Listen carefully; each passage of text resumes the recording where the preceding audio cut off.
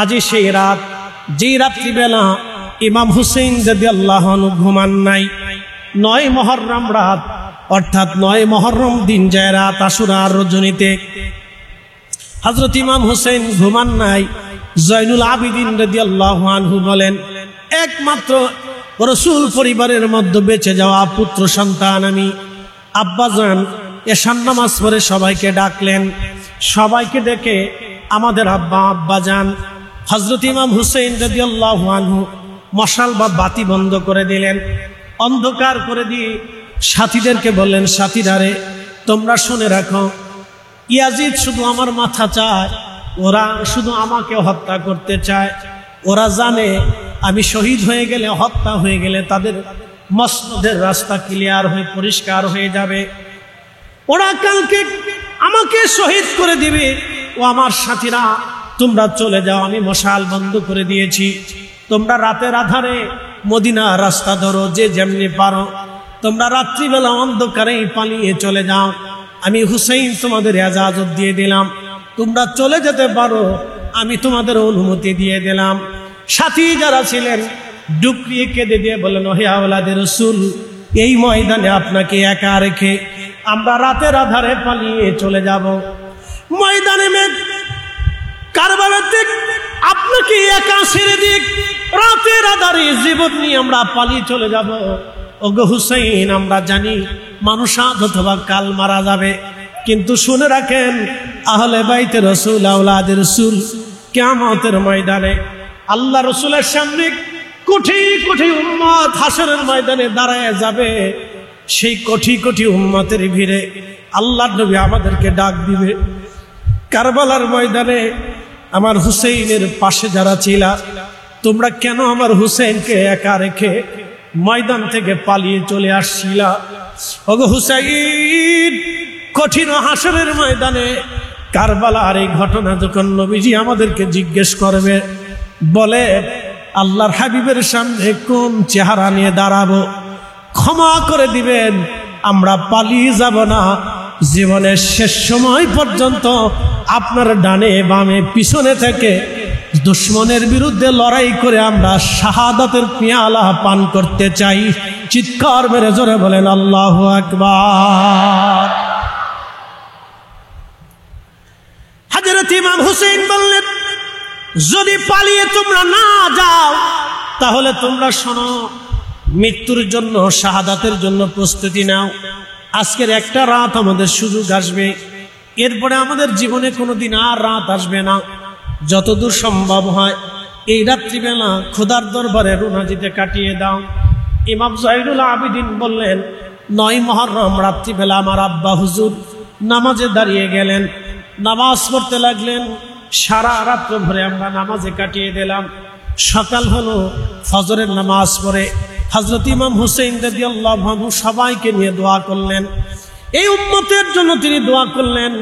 দোয়া করার পরে কালেমার পতাকা খানা হযরত সাইয়্যিদুনা আব্বাস সালামদার রাদিয়াল্লাহু আনহুর হাতে দিয়ে বললেন, আব্বাস রে, এই কালেমার পতাকা খানা নানা রাহমাতুল লিল আলামিন আমাকে দিয়েছিলেন।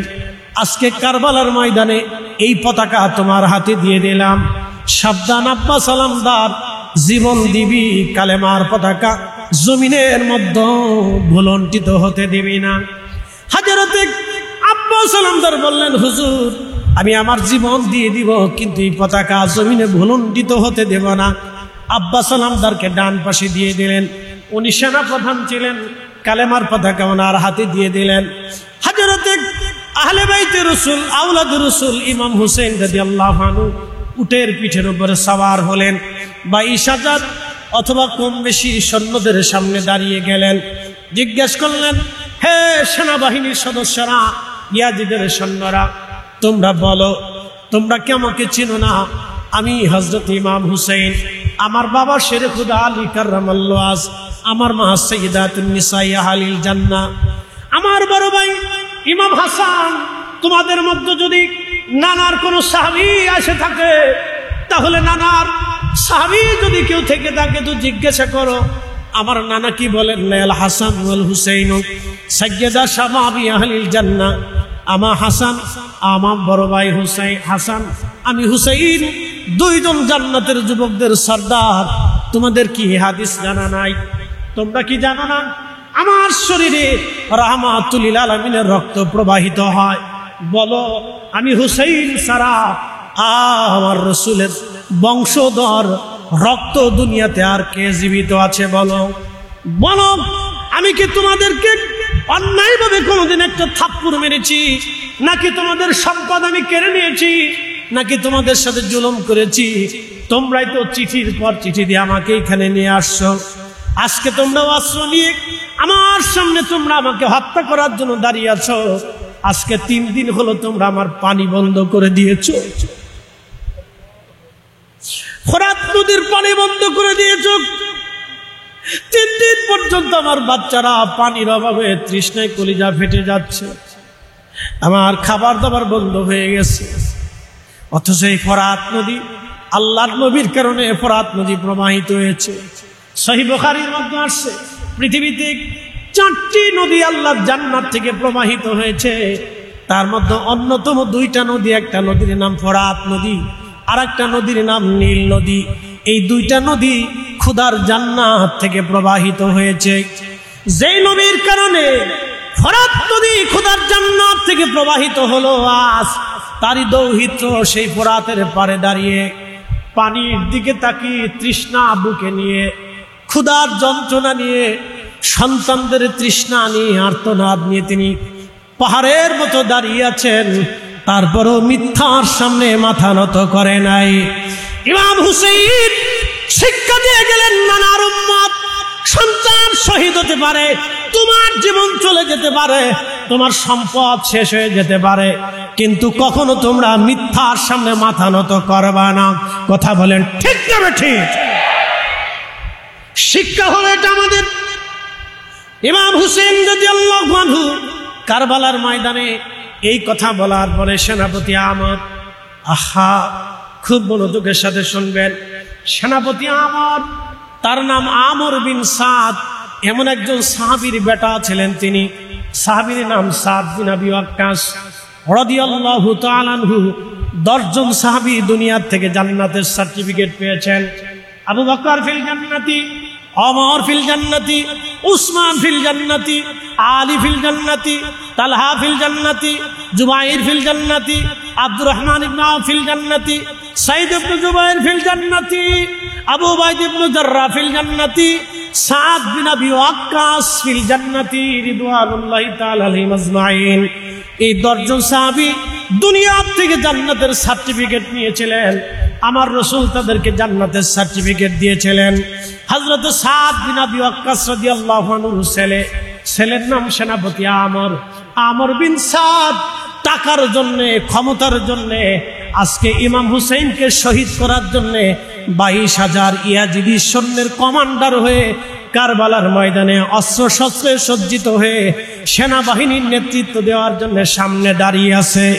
এর অর্থই হচ্ছে টাকার কাছে, ক্ষমতার কাছে এদেশের আলেম জালেম পীর মাশায়েখদের ঈমান নষ্ট হয়ে যেতে পারে। কথা বলেন ঠিক না বেঠে? সময়ের স্বল্পতা, খুবই মনোযোগের সাথে কথাগুলি শুনবেন। হযরত ইমাম হোসেন রাদিয়াল্লাহু আনহু চলে আসলেন। যুদ্ধ শুরু হয়ে গেল। প্রচন্ড যুদ্ধে, দীর্ঘ আলোচনা আমি সম্পাদিত করব না। প্রচন্ড যুদ্ধে শহীদ হতে হতে একে একে নবী পরিবারের বহু সন্তান শহীদ হয়ে গেল।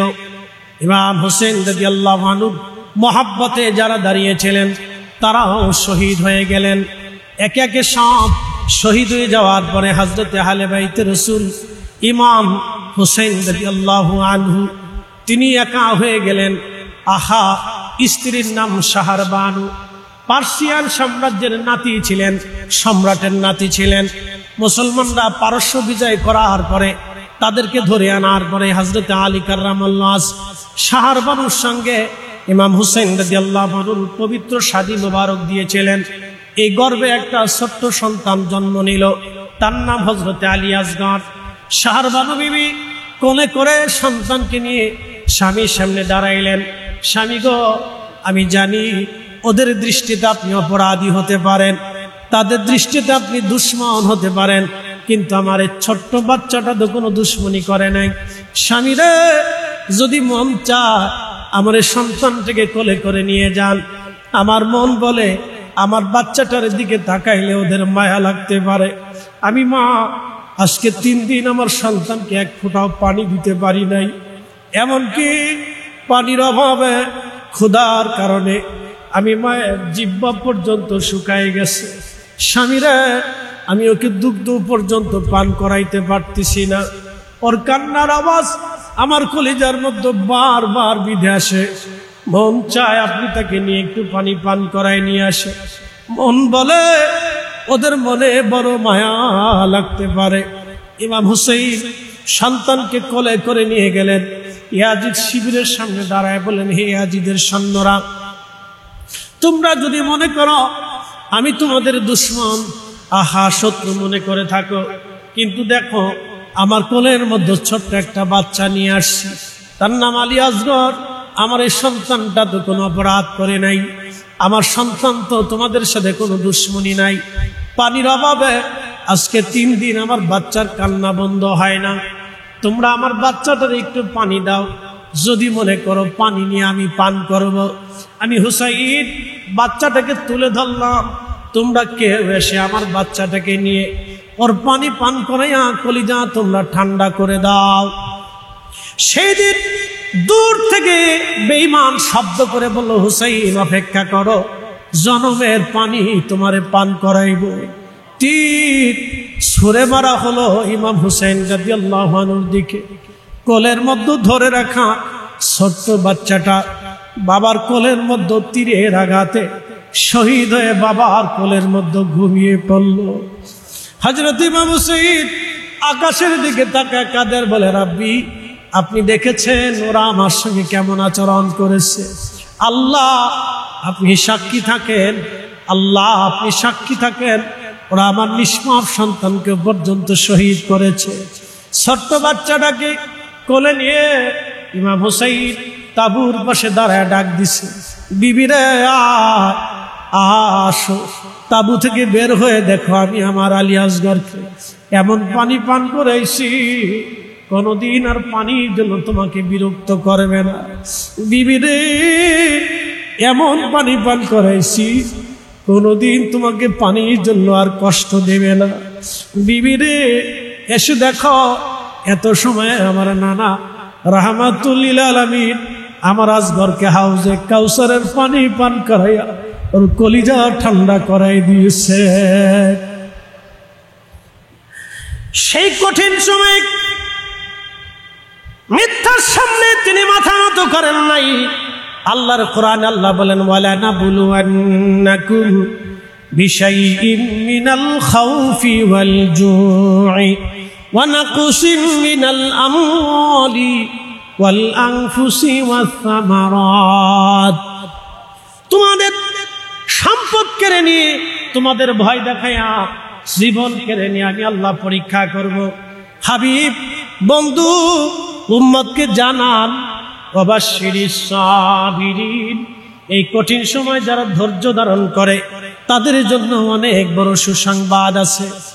পৃথিবীতে ধৈর্য ধরা যদি মানুষ আপনি দেখতে চান, কোরআনের একেবারে প্র্যাকটিক্যাল নিদর্শন যদি দেখতে চান, কোরআন শরীফের একেবারে বাস্তব আমল যদি আপনি দেখতে চান, ইমাম হুসাইন রাদিয়াল্লাহু আনহুর দিকে তাকায় দেখেন, তিনি দেখে দেখে সন্তান শহীদ হয়েছিল। হাজরাতে ইমাম হুসাইনের চোখের সামনে আলী আকবর শহীদ হয়ে গেল, ইমাম কাসেম শহীদ হয়ে গেল, আলী আসগর শহীদ হয়ে গেল, ভাইরা শহীদ হয়ে গেল, আত্মীয় স্বজন শহীদ হয়ে গেল, কত মানুষ শহীদ হয়ে গেল। তারপরও তিনি মিথ্যার সামনে মাথা নত করেন নাই। তৃষ্ণা নিয়ে উহুদ পাহাড়ের মতো শক্ত হয়ে দাঁড়িয়েছিলেন। একটাই কারণ, ইমাম হুসাইন জানতেন আজকে আমি যদি মিথ্যার সামনে মাথা নত করি, কিয়ামত পর্যন্ত আমার নানার উম্মতরা মিথ্যার সামনে মাথা নত করবে। অতএব আমি শিক্ষা দিয়ে গেলাম আমার নানার উম্মতকে, তোমরা কখনো বাতিলের সামনে মাথা নত করবে না। একবার জোরে বলা যাবে কি আল্লাহু আকবার। হযরত ইমাম হুসাইন রাদিয়াল্লাহু আনহুকে শহীদ করা হলো, পবিত্র মাথা মোবারক আলাদা করা হলো। বর্ষার আগায় ঝোলানো হলো। জেসেম মোবারক থেকে জুব্বা খুলে ফেলা হলো, যুদ্ধের পোশাক খুলে ফেলে দেওয়া হলো, ওনার বর্ম খুলে নিয়ে যাওয়া হলো, শরীর মোবারক থেকে কাপড় খোলা হলো, বস্ত্রহীন করে ওনার জেসেম মোবারক থেকে জুব্বা খুলে ফেলে দিয়ে তারা ওইভাবে দ্বিখণ্ডিত মাথাবিহীন পবিত্র জেসেম মোবারক কারবালার ধুলাবালির মধ্যে ফেলে রেখে একটা না দুইটা না 70টা ঘোড়া ওরা সিরিয়াল করলো। 70টা ঘোড়া, এই ঘোড়ার উপরে সওয়ারি হয়ে 70 জন সওয়ারি ঘোড়ার উপর চড়ে হযরত ইমাম হুসেইন রাদিয়াল্লাহু আনহুর দেহ মোবারকের উপরে ঘোড়া দাবড়াইতেছিল। ঘোড়ার পায়ের আঘাতে হযরত ইমাম হুসেইন রাদিয়াল্লাহু আনহুর পবিত্র দেহ মোবারক থেকে চামড়া গোশতগুলি ছিঁড়ে যাচ্ছিল। এই সময় দৃশ্যখানা সহ্য করতে না পেরে হযরতে জয়নব রাদিয়াল্লাহু আনহা তাঁবুত থেকে দৌড়ায় চলে আসলেন। দৌড়ে এসে ভাইজানের লাশের পাশে দাঁড়িয়ে গেলেন। কলিজার টুকরো ভাইয়ের লাশের পাশে বোন দাঁড়িয়ে গেলেন, মদিনার দিকে তাকায় কাঁদতেছিলেন। ইমাম ইবনে কাসির আল বাদায়ের মধ্যে লেখেন, ইয়া মুহাম্মাদা বলে নবীজিকে ডাকতেছিলেন, ইয়া মুহাম্মাদা বলে নবীজিকে ডাকতেছিলেন, কাঁদতেছিলেন। ঠিক ওই সময় হযরত আব্দুল্লাহ ইবনে আব্বাস রাদিয়াল্লাহু আনহুমা বলতেছেন, আমি আসরের নামাজ পড়ে হেরেমে কাবা শরীফের সঙ্গে হেলান দি আমি বসেছিলাম, হঠাৎ আমার তন্দ্রা এসে গেল, ঘুম এসে গেল। ঘুমের মধ্যে দেখি রাহমাতুল লিল আলামিন নবীজি মক্কাতুল মুকাররমার দিকে দৌড়ায় আসে। আল্লাহর হাবিবের হাত মুবারকের মধ্যে রক্ত দেখা যায়, নবীজির জুব্বা মুবারকের মধ্যে ধুলাবালি লেগে আছে, আল্লাহর হাবিবের চুল দাড়ি মুবারক এলোমেলো হয়ে আছে। নবীজি কাঁদতেছিলেন আর দৌড়াইতেছিলেন।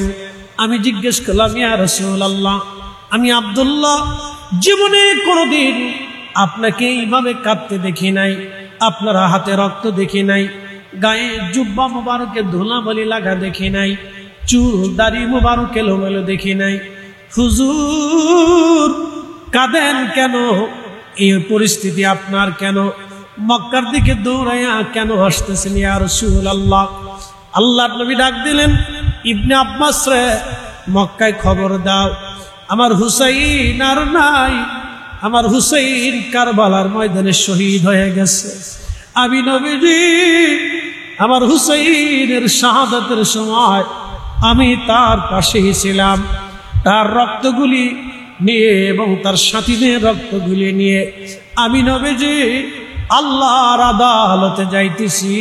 আমি আমার হুসাইনের শাহাদাতের সময় আমি তার পাশেই ছিলাম।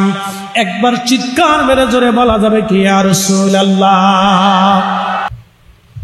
হযরত ইবনে আব্বাস রাদিয়াল্লাহু আনহুমা ঘুম থেকে জেগে গেলেন, কাঁদতে লাগলেন। মক্কার অলি গলি দিয়ে দৌড়ায় আর ডেকে বলতেছে, শুনছ মক্কাবাসী, আমাদের হুসাইন আর নাই, আমাদের হুসাইন কারবালার শহীদ,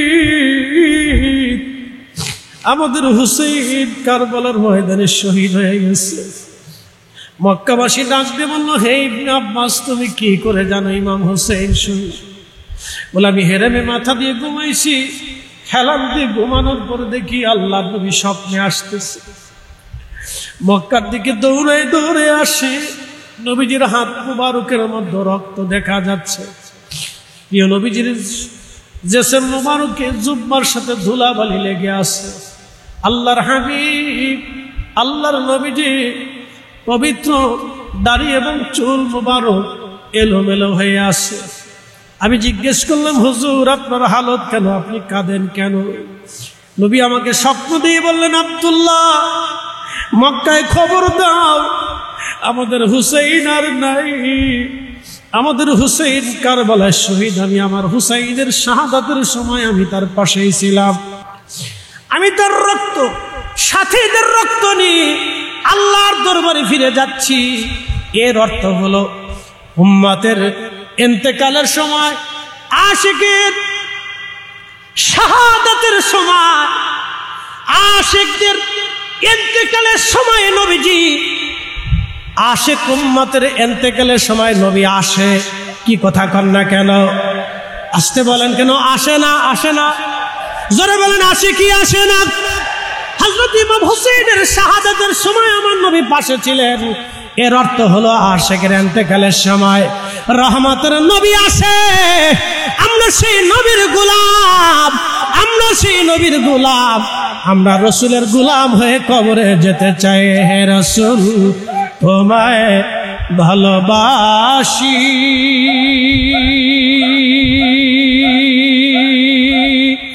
অন্তরে শুধু মুখে নয়, জান্নাতের আশায় নয় হে রাসূল, জাহান্নাম কেউ ডরি না। তোমায় পাওয়ার আশায় মন ছুটে যায় মদিনায়, তোমায় পাওয়ার আশায় মন ছুটে যায় মদিনায়। এ আশিক দিদার দাও না, আর দূরে থাকিও না। এ আশিক দিদার দাও না, আর দূরে থাকিও না। হে রাসূল তোমায় ভালোবাসি, অন্তরে শুধু মুখে নয়, জান্নাতের আশায় নয় হে রাসূল, জাহান্নাম কেউ ডরি না। সালাতুন ইয়া রাসূলাল্লাহ,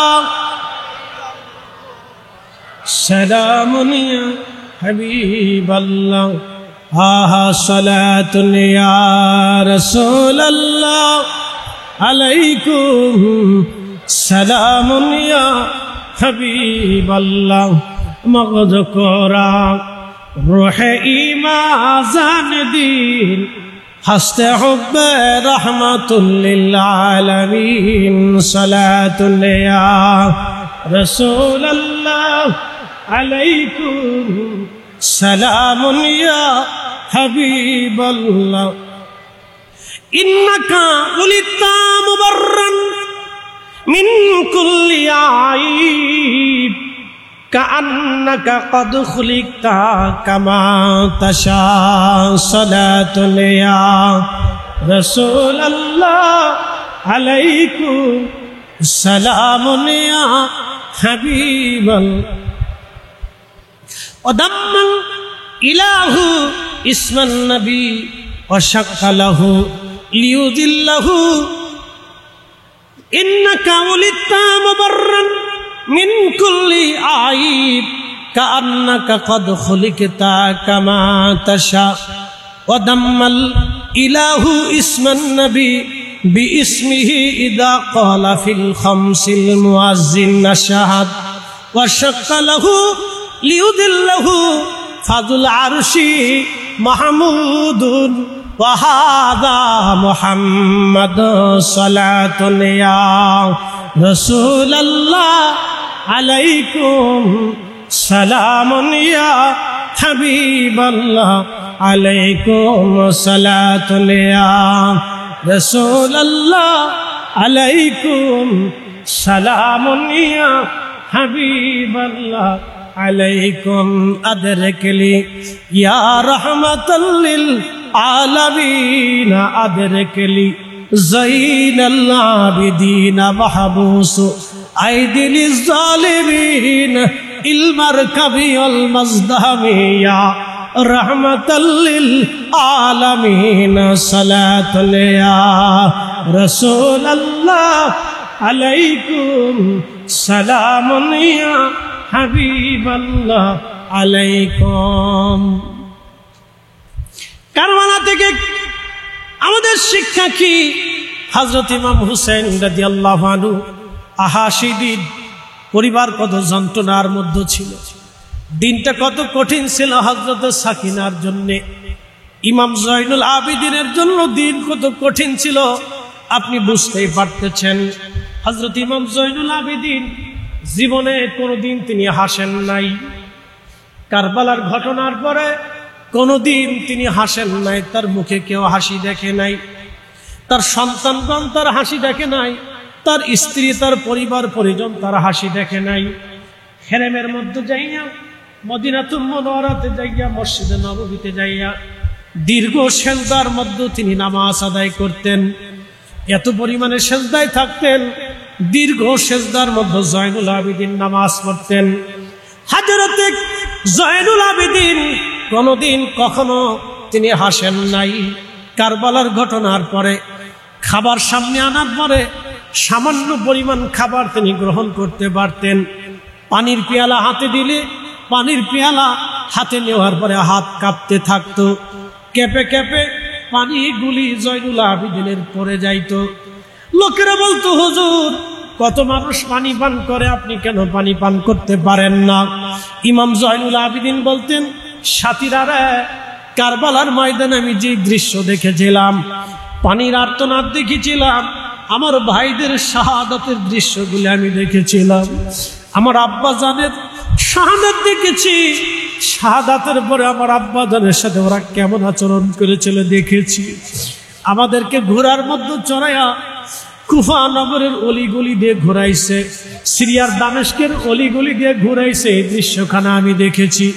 যার কারণে কোনোদিনও আমি আর পানি পান করতে পারি না। পানি পান করতে গেলে কারবালার স্মৃতিগুলি বেশি উঠে, পানির তৃষ্ণাগুলি আমার নিবারণ হয়ে যায়। কারবালা থেকে আমাদের সারা জিন্দেগির শিক্ষা হলো, আমরা কখনো মিথ্যার সামনে মাথা নত করব না। আল্লাহ আমাদের সবাইকে কবুল করুক, জোরে বলেন আমিন। আল্লাহুম্মা সাল্লি আলা, মাশাআল্লাহ, আল্লাহু আকবার, মুহাম্মদ আলা আলি সাইয়্যিদিনা আহলে সুন্নতিহি আজমাইন। أما بعد فقد قال الله تعالى في كلامه المجيد: يا أيها الذين آمنوا استعينوا بالصبر والصلاة إن الله مع الصابرين ولا تقولوا لمن يقتل في سبيل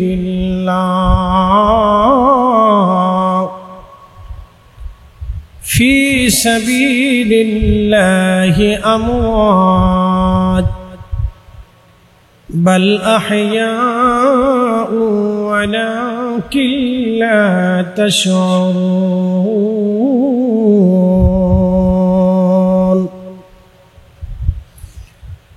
في شأن حبيبه ومحبوبه ومعشوقه إن الله وملائكته يصلون على النبي يا أيها الذين آمنوا صلوا عليه وسلموا تسليما. اللهم صل على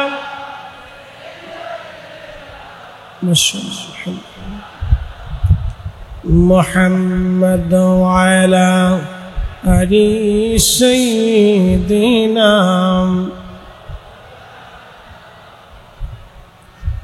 নবীর ইশকে যার দিল ভাই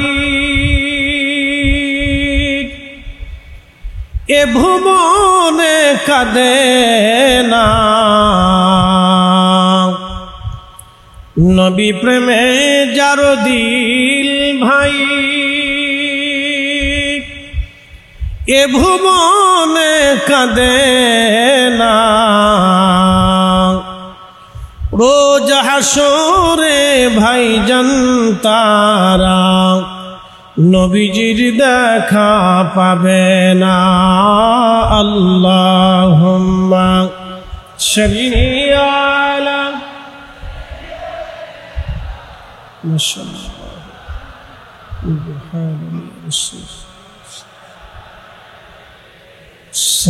সাইয়্যিদিনা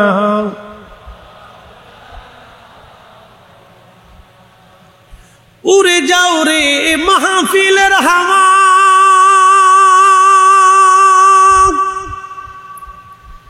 যাও রে উড়ে মদিনায় আমাদের সালাম পৌঁছে দিও আমাদের দরুদ পৌঁছে দিও নর নবীজির পাকে রওজায়ে সালাতুন ইয়া রাসূলুল্লাহ সালামুন ইয়া সালাতুন ইয়া রাসূলুল্লাহ আলাইকুম হাবিবাল্লাহ। আন্তর্জাতিক 10 দিন ব্যাপী 40তম শাহাদাতে কারবালা মাহফিলের স্বনামধন্য সম্মানিত সভাপতি বিশিষ্ট সমাজসেবক আহলে সুন্নাত ওয়াল জামাতের এক রৌনক আমাদের সবারই শ্রদ্ধাভাজন ব্যক্তিত্ব সুন্নি জামাতের বিশিষ্ট মুরব্বী পিএসপির সম্মানিত সত্ত্বাধিকারী সুফি মিজানুর রহমান সাহেব মাদ্দাদুল্লাহুল আলী সহ আজকে উপস্থিত আছেন সিফাত আলী মাদ্রাসার সম্মানিত অধ্যক্ষ এবং এখানে উপস্থিত আছেন অসংখ্য আলেমদের উস্তাজ সম্মানিত উস্তাদুল আসাতিজাগণ উপস্থিত আছেন সম্মানিত উলামা আহলে সুন্নাত উপস্থিত আছেন চট্টগ্রামের বিভিন্ন অঞ্চল থেকে আসা এই 40তম আন্তর্জাতিক শাহাদাতে কারবালা মাহফিলে সম্মানিত সামিন সম্মানিত উপস্থিতি সম্মানিত আশিক রসুল সম্মানিত নবী প্রেমিক অলি প্রেমিক আমার সুন্নি ভাইরা পর্দানশীল মা বোনেরা সকলের প্রতি মোবারকবাদ শুকুর এবং সুজুদ সেই রব্বে করিমের দরবারে যিনি হাজারো মানুষের ভিড়ে লক্ষ লক্ষ মানুষ থেকে বাছাই করে আপনাকে আমাকে আজকের মাহফিলে পবিত্র মুহররমের আজ 9তম দিন যে রাত অর্থাৎ পবিত্র আশুরার রজনীতে আল্লাহ কবুল করেছেন সেই জন্য আল্লাহর আসমানে আমরা আওয়াজ তুলে একসাথে শুকরিয়া আদায় করে বলি আলহামদুলিল্লাহ। প্রিয় উপস্থিতি 40 বছর আগে যদি মাহফিলটা কায়েম না হতো তাহলে আজকে আপনারা এখানে বসতে পারতেন না। আপনারা হয়তো কেউ দোকানে থাকতেন, কেউ বাড়িতে থাকতেন, দুনিয়াবি কোনো কাজে দুনিয়াবি কোনো প্রয়োজনে বিভিন্ন কাজে প্রয়োজনে আপনারা বিভিন্ন স্থানে থাকতেন। 40 বছর আগে প্রতিষ্ঠিত এই প্রোগ্রাম 40 বছর ধরে চলমান। আল্লাহ 40তম অধিবেশনে আমাদেরকে কবুল করেছেন। অসংখ্য মানুষের ভিড়ে নবী আলাইহিস সালাতু ওয়াস সালামের উম্মতগণের ভিড়ে আল্লাহ শ্রেষ্ঠতম নবী শ্রেষ্ঠতম আল্লাহর মেহবুব আলা হাউজে কাউসার ওয়ালা মাকামে মাহমুদ ওয়ালা সৈয়দুল কাউনাইন ওয়াস সাকালাইন হাবিবুল্লাহ সাহেবে মেহশর সাহেবে কোরআন আল্লাহর প্যারা মেহবুব সৃষ্টির শ্রেষ্ঠ মহান রব্বে করিমের পেয়ারা মেহবুব আল্লাহর হাবিবের উম্মত হিসেবে আল্লাহ আপনাকে এবং আমাকে মঞ্জুর করেছে। সেই জন্য আল্লাহর আসমানে আবারও উচ্চ আওয়াজে একসাথে শুকরিয়া আদায় করে বলি আলহামদুলিল্লাহ। বর্তমান পৃথিবীতে মানুষ আছে 800 কোটি, মুসলিম আছে মাত্র 200 কোটি, বাদ বাকি 600 কোটি মানুষ আল্লাহকে আল্লাহ বলে স্বীকার করে না এবং আমাদের পেয়ারা রসুলকে রসুল হিসেবে মেনে নেয় না। প্রিয় উপস্থিতি, এই 600 কোটি মানুষের ভিতরে অনেক বড় ডক্টর আছে, অনেক বড় বড় ডাক্তার আছে, অনেক বড় বড় অধ্যক্ষ আছে, অনেক বড় বড় জ্ঞানী আছে, বিজ্ঞানী আছে, দার্শনিক আছে, কবি আছে, সাহিত্যিক আছে, অনেক বড় বড় বিজনেসম্যান আছে, রাষ্ট্রপতি, প্রধান অতিথি, সেনাধ্যক্ষ, সেনাপতি, পারমাণবিক বিজ্ঞানী আর রসায়ন পদার্থ রাষ্ট্রনীতিবিদ বলেন, পৃথিবীর বড় বড় সেকশনগুলিতে তাদের দখলদারিত্ব আছে, কিন্তু তাদের অমূল্য সম্পদ ঈমান বলে কোনো সম্পদ নাই। আল্লাহ আমাদেরকে ঈমানের বলে বলিয়ান করেছেন। আরো আশ্চর্য বিষয় হচ্ছে, এই উম্মতের ভিতরে 73 ফেরকার ভিতরে 72 ফেরকা, 72 বাতিল ফেরকা থেকে আল্লাহ আমাদেরকে জুদা করে, আলাদা করে আহলে সুন্নাত ওয়াল জামাতের পথে, যেই পথে সাহাবায়ে কিরাম, তাবিঈন, তাবে তাবিঈন, খুলাফায়ে রাশিদিন, আইম্মায়ে মুজতাহিদিন, মুতাকাদ্দিমিন, মুতাআখিরিন, সালফে সালিহিন, হুজুর গাউসে পাক, হুজুর খাজা মাইনুদ্দিন চিশতি, বাহাউদ্দিন নকশবন্দ বুখারী, মুজাদ্দিদ আল ফিসানি, সরহিন্দি ফারুকি, অসংখ্য আউলিয়া আতকিয়াগণ যে রাস্তায় ঘুমিয়েছে, সেই আহলে সুন্নাত ওয়াল জামাতে আল্লাহ আমাদেরকে কবুল করেছেন। কথা বলেন ঠিক না বেটে? এটা আমাদের জীবনের সবচেয়ে বড় পাওয়া। আমরা একদিন আল্লাহর কাছে চলে যাব, ওয়া ইন্না ইলাইহি রাজিউন, আমরা ওনার কাছে ফিরে চলে যাব। ওনার কাছ থেকে আসছি, আবার ওনার কাছে চলে যাব। আল্লাহ চেহারা দেখে ফয়সালা করবে না। যদি চেহারা দেখে ফয়সালা করতেন, তাহলে হযরত আশিক রাসূল বেলাল রাদিয়াল্লাহু তাআলা আনহু জান্নাত পাওয়ার কোনো রাস্তা ছিল না। তিনি ইথিওপিয়া, সোমালিয়া, কেনিয়া, ঘানা এই অঞ্চলের মানুষ ছিলেন। তাদের চেহারার কোনো সিঁড়ি নাই, কোনো পদ্ধতি নাই। যদি চেহারা দেখে ফয়সালা করতেন, হযরত বেলালের বেহেশতে যাওয়ার কোনো রাস্তা ছিল না। যদি অর্থ বিত্ত দিয়ে আল্লাহ ফয়সালা করতেন, তাহলে হযরত ওয়াসিল কারনী রাদিয়াল্লাহু আনহুর জান্নাতে যাওয়ার কোনো রাস্তা ছিল না। যদি জ্ঞান আর বিদ্যা দিয়ে বেহেশতের ফয়সালা আল্লাহ করতেন, তাহলে হযরতে ইয়াসার রাদিয়াল্লাহু আনহুর জান্নাতে যাওয়ার কোনো রাস্তা ছিল না। যদি আল্লাহ সম্পদশালী দিয়ে অথবা রাজত্ব দিয়ে যদি আল্লাহ ফয়সালা করতেন, হযরত সুমাইয়া রাদিয়াল্লাহু আনহার জান্নাতে যাওয়ার কোনো রাস্তা ছিল না। আল্লাহ চেহারা দেখে, সার্টিফিকেট দেখে, বিদ্যা দেখে, আল্লাহ জ্ঞান দেখে, ক্ষমতা দেখে, অর্থ দেখে, বিত্ত দেখে, বংশ দেখে আল্লাহ ফয়সালা করবে না। কিয়ামতের ময়দানে আল্লাহ ফয়সালা করবে ঈমান দিয়ে, বিশ্বাস দিয়ে, ইশকে রাসূল দিয়ে, ভালোবাসা দিয়ে। কারবালার বাস্তব ইতিহাস থেকে বোঝা যায়, ইশকে রাসূল না থাকলে তাহলে তাকে মুসলমানই বলা যায় না। কথা বলেন ঠিক কিনা?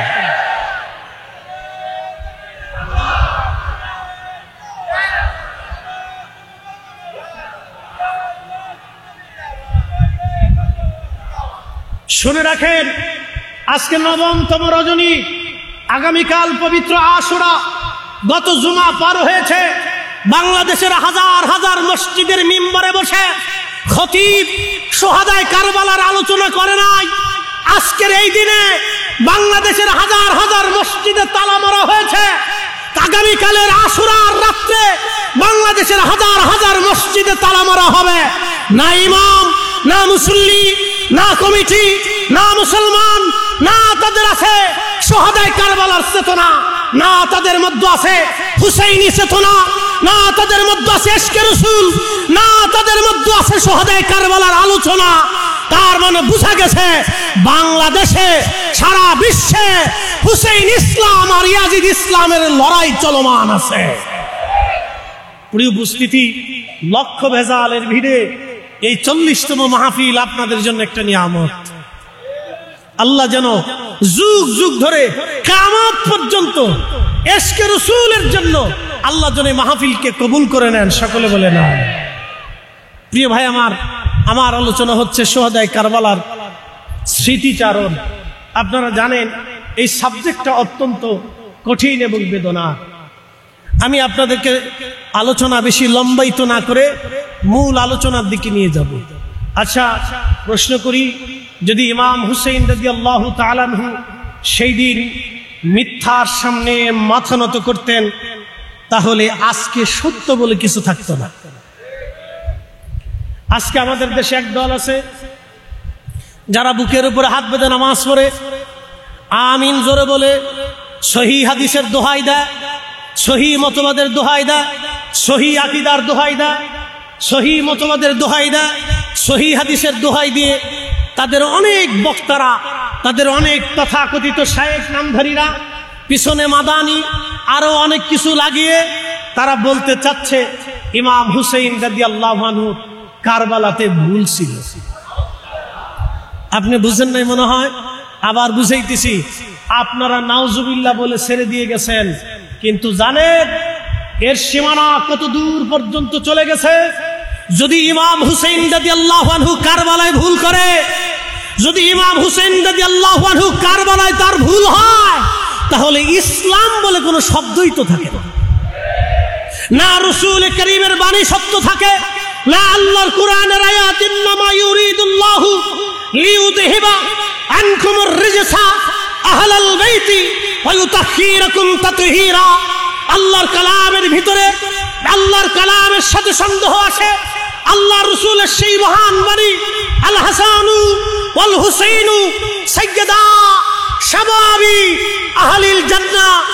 আল্লাহর নবী দায়িত্বহীন কণ্ঠে লক্ষ সাহাবে কিরামের সমাবেশে, সাহাবে কিরামের মজলিসে নবী বলে দিয়ে গেছিলেন, হে আমার সাহাবীরা, পরবর্তী প্রজন্মের মধ্যে তোমরা ছড়িয়ে দিও আমার হাসান আর হুসাইন দুইজন জান্নাতি যুবকদের সর্দার, আমার ফাতিমা সাইয়্যিদাতুন নিসাই আহলিল জান্নাহ, আমার ফাতিমা হচ্ছে জান্নাতি সমস্ত রমণীদের সাইয়্যিদিনী সর্দারিনী। তোমরা আরো জানিয়ে দিও আমার হাসান আর হুসাইনের রক্তের মাধ্যম দিয়ে, আমার হাসান হুসাইনের রক্তের ধার দিয়ে, শিরা দিয়ে, এই নসল দিয়ে, এই বংশ দিয়ে, এই রক্ত দিয়ে আমি যেইভাবে খোদার জমিনে খোদার হুকুমত প্রতিষ্ঠিত করেছি, ইনসাফ কায়েম করেছি, আল্লাহর জমিনে আল্লাহর কালিমার পতাকা উড্ডীন করেছি, কিয়ামতের ময়দানের আগে এই জমিনে আমার হুসাইন হাসানের রক্তের মাধ্যম দিয়ে আল্লাহ একটা সন্তান দুনিয়াতে পাঠাবে। তার বাবার নাম হবে আব্দুল্লাহ, তার নাম হবে মুহাম্মদ, কিন্তু তার পরিচয় হবে ইমাম মাহদী নামে। আমি যেইভাবে কালেমা উড্ডীন করেছি, আমার মাহদী পৃথিবীর 1 ইঞ্চি জমিনের ভিতরেও আল্লাহর কালেমার পতাকা উড়াবে। সেই মাহদী হবে হযরত হাসান আর হুসাইনের রক্তের মাধ্যম দিয়া। আজকে যারা সহিহ হাদিসের দোহাই দিয়া ইমাম হুসাইনের ভুল ধরে, আমরা মনে করি এগুলি হলো ইয়াজিদের প্রেতাত্মা। কথা বলেন ঠিক না বেঠে? তাদের সাথে আমাদের জিহাদ চলমান থাকবে। কথা বলেন ঠিক কিনা? আমাদের লড়াই শেষ হয়ে যায় নাই। আমাদের লড়াই জিন্দেগি যতদিন আছে, হায়াত যতদিন আছে, আমাদের লড়াই ততদিন চলবে। প্রিয় উপস্থিতি, আমরা যদি এখনই আমাদের সন্তানদেরকে সতর্ক না করি, তাহলে আগামী প্রজন্ম ধ্বংসের দিকে চলে যাবে। হাসতে হাসতে মানুষ জাহান্নামের দিকে যাবে। হাসতে হাসতে ইয়াজিদের সৈন্যরা যেমন জাহান্নামে চলে গিয়েছিল, হাসতে হাসতে এই উম্মতের বহু উম্মত জাহান্নামে চলে যাবে। এই জন্য আল্লাহ রাসূল সহিহ বুখারীতে বলেছিলেন, হালাকাতু উম্মতি আলা ইয়াদি গিলমাতিন মিন কুরাইশ। আমার কুরাইশ বংশের এক যুবকের মাধ্যম দিয়ে আমার উম্মত ধ্বংস হবে। হালাকাতু উম্মতি আলা ইয়াদি গিলমাতিন মিন কুরাইশ। কুরাইশ বংশের এক যুবকের মাধ্যম দিয়ে আমার উম্মত ধ্বংস হয়ে যাবে। সাহাবে کرام চিন্তিত। হযরত ইমাম হাজার আসকালানী আশ-শাফিঈ শারহে বুখারী ফাতহুল বারীর ভিতরে এই হাদিসের ব্যাখ্যা করতে যায় তিনি লেখেন, এই হাদিসের ব্যাখ্যা বোঝা যায় হযরতে আবু হুরায়রা রাদিয়াল্লাহু তাআলা আনহু তিনি প্রত্যেক বাজারে বাজারে যাইতেন। যাবার পরে বহু মানুষের ভিড়ে তিনি একটা দোয়া করতেন, আল্লাহুম্মা লা তুদরিকনি সানাতুস সিত্তিন ওয়ালা ইমারাতুস সিবিয়ান। হে রব, হে মালিক, আপনি আমাকে 60 হিজরির যুবকের শাসন থেকে আপনি আমাকে বাঁচান। আল্লাহ, 60 হিজরির যুবকের শাসন থেকে তুমি আমাকে বাঁচান। সেই 60 হিজরিতে মসনদে বসেছিল ইয়াজিদ। 61 হিজরিতে ইমাম হুসেইন রাদিয়াল্লাহু আনহুকে কারবালায় হত্যা করা হয়েছিল। আর হযরতে মুহাদ্দিস সাহাবী আবু হুরায়রা রাদিয়াল্লাহু আনহু ইন্তেকাল করেছিলেন 59 হিজরিতে। প্রিয় উপস্থিতি, এর থেকে বোঝা গেল ইয়াজিদের প্রেতাত্মা এখনো আছে। এই আসতে বলবেন না, জোরে বলেন আছে না নাই? হাত উঁচা করে বলেন আছে না নাই? আছে না নাই? আমরা হুসাইনি, হাত উঁচা করে বলেন ঠিক কিনা? আমরা হুসাইনি, কথা বলেন ঠিক কিনা?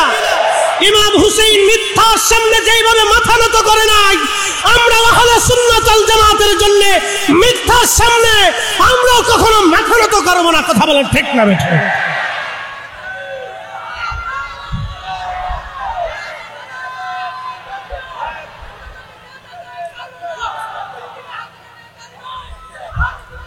জাগো সুন্নি মুসলমান, শোনো সুন্নি মুসলমান, ময়দানেতে প্রমাণ হবে, ময়দানেতে প্রমাণ হবে আসেনি ঈমান। সুন্নি মুসলমান, শোনো সুন্নি মুসলমান, আমরা হলাম নবীর সেনা, ভয় করি না বুলেট বোমা। ঠিক কিনা? ভয় আসেনি? একসাথে বলেন আছে। বাংলাদেশের বয়স কত? 1971 বাংলাদেশ সৃষ্টি হয়েছে। বাংলাদেশের আগে ছিল পাকিস্তান, তার আগে ছিল ব্রিটিশ সালতানাত, নবাবী, মোঘল। তখনও অলি ছিল, সালতানাতের সময় অলি ছিল, মোঘলে অলি ছিল, নবাবী আমলে অলি ছিল, ব্রিটিশ পিরিয়ডে অলি ছিল, পাকিস্তানে অলি ছিল, বাংলাদেশ পিরিয়ডে অলি আছে। 100 বছর পরে বাংলাদেশ নাও থাকতে পারে, অথবা বাংলাদেশ বড় হতে পারে, অথবা সীমানা শেষ হয়ে যেতে পারে। বাংলার আকাশে যতদিন সূর্য উদিত হবে, এই জমিনে যতদিন আল্লাহু আকবার ধ্বনি চলবে, আজানের আওয়াজ ভেসে আসবে, ততদিন পর্যন্ত এই জমিনে ওলিদের রাজত্ব চলবে। আল্লাহর ওয়াদা, আর যতদিন ওলিদের রাজত্ব চলবে, আহলে সুন্নাত ওয়াল জামাত ততদিন চলবে।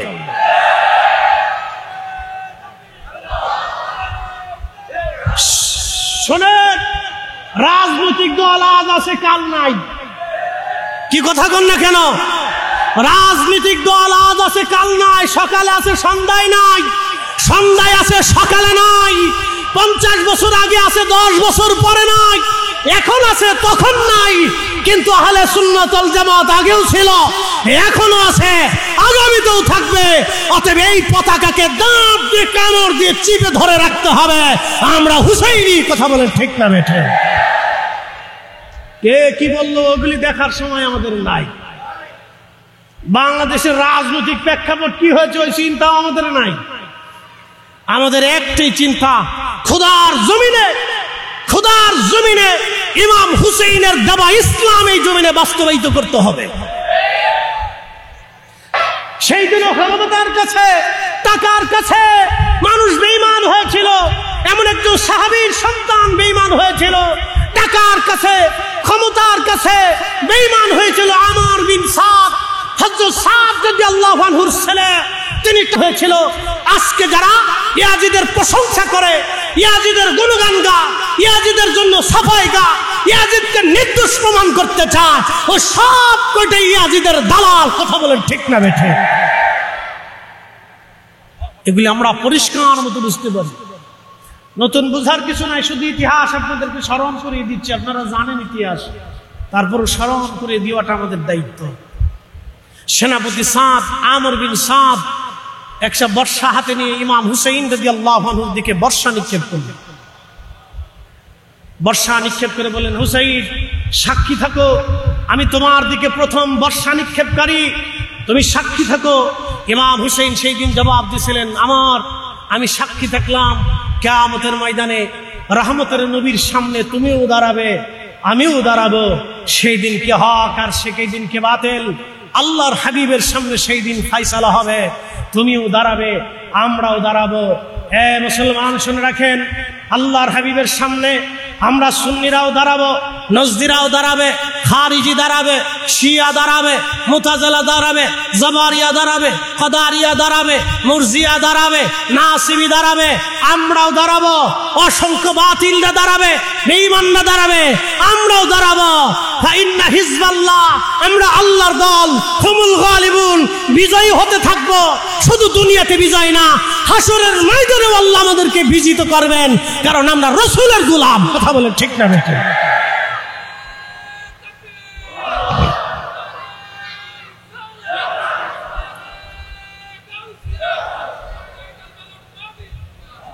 প্রিয় উপস্থিতি হাজিরিন, মিথ্যার সামনে মাথা নত করবে না। সেদিন তিনি মাথা নত করলেই আলিশান পুরস্কার ইয়াজিদের পক্ষ থেকে পেতে। আপনি কল্পনা করতে পারবেন, সন্তান একের পর এক শহীদ হয়েছে, সব শহীদ হয়ে গেছে, সমস্ত সন্তানদেরকে তিনি শহীদদের কাতারের মধ্যে শুয়ে রাখছেন।